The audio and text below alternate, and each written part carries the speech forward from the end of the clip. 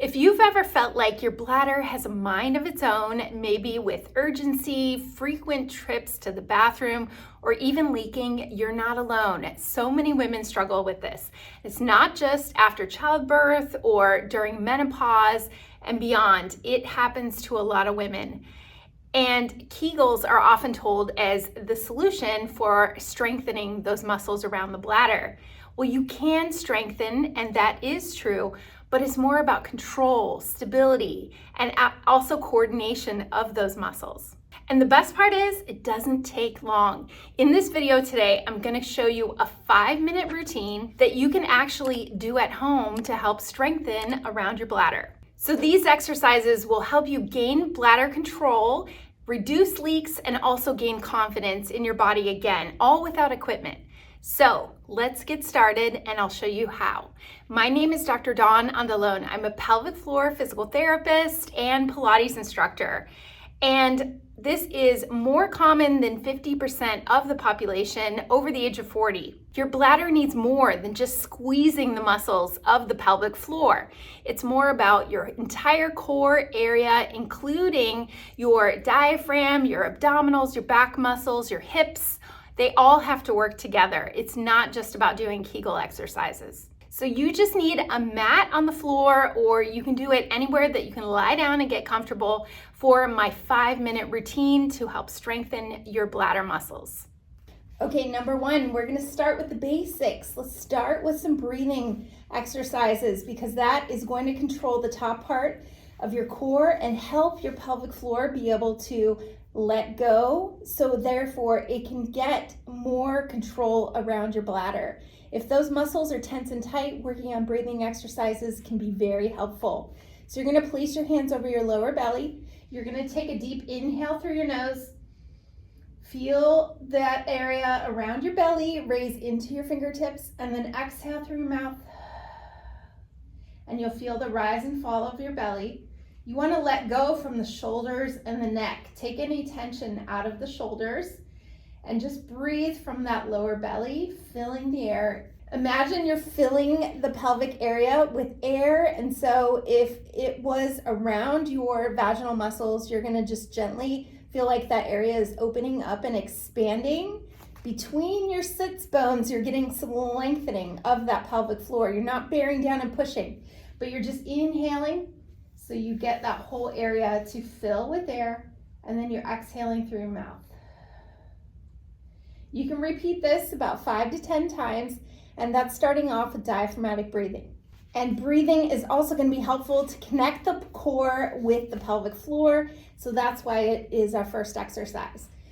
So number 2 is pelvic lifts, and so this is beyond Kegels. We're going to take that breathing into integrating a little bit of pelvic floor work.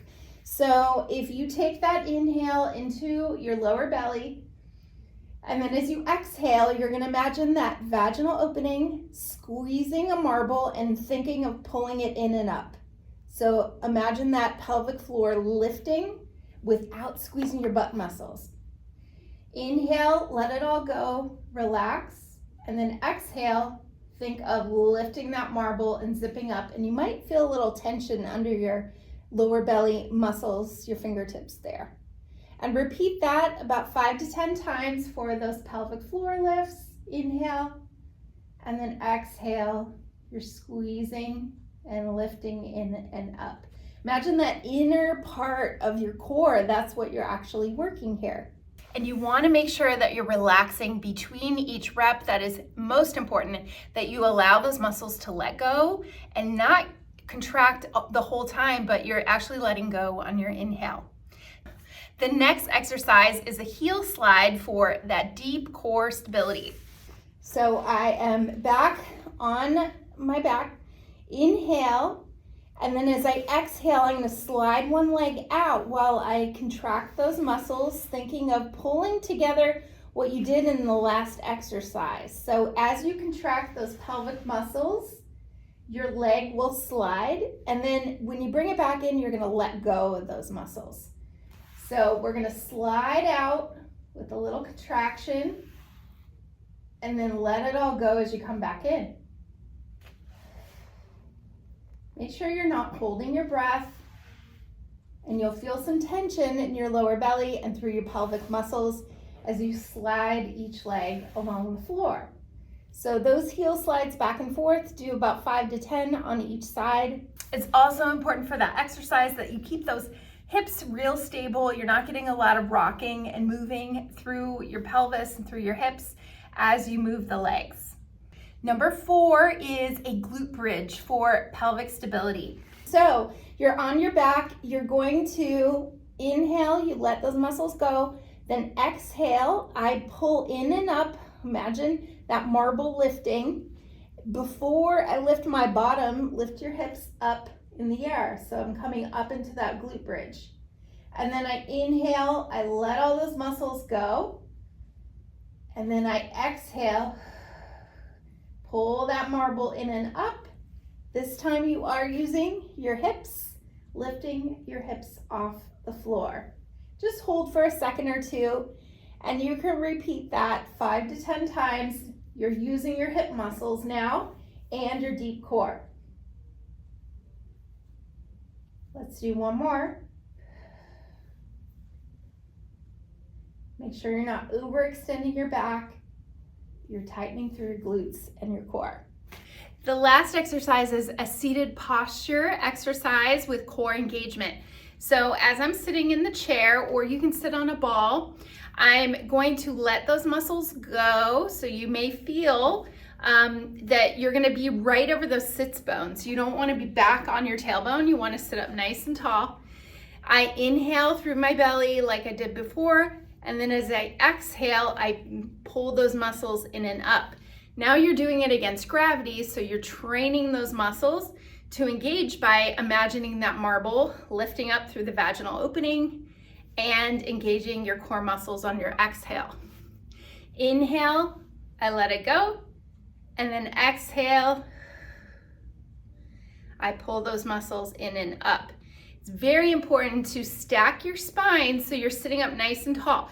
Get that length in your spine, keep the ribs over your pelvis so you're not in a hunch position. It's really teaching you that good alignment of your spine, feels better for your back. And then also you can engage those deep pelvic muscles even better in this position. So repeat that. You can try it 5 to 10 times. This is great to do even throughout the day, a couple times a day, to just really remind those muscles how to work.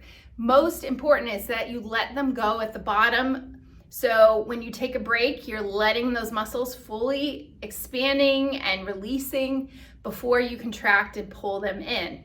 Check in with that area throughout the day. Make sure you're not holding a lot of tension in your inner thighs, your butt muscles, or your abs. You don't want to overstress those muscles, but learn how to let them go with the inhale and then exhale, and then you're using them. So why does this work for your bladder? Well, it resets that system. So therefore you can connect your breathing with your deep core, with your pelvic floor. And those muscles all need to work together to support your bladder. Most likely, if you're having urgency or having leaks, anything going wrong with your bladder, then these muscles just need a reset. And this is a great way to do it with a simple 5-minute routine. I want you to try this routine daily, and at the end of the week, put in the comments below what your thoughts are. How did it go when you tried it? Did it have some improvement? And are you continuing to work on this? I want to hear from you. And if you like this video and you want to find more, please hit subscribe. I have plenty of other videos on pelvic floor health, back pain, and any other Pilates-based exercise routines on this channel as well. So thank you so much for watching, and I hope to see you again in another video.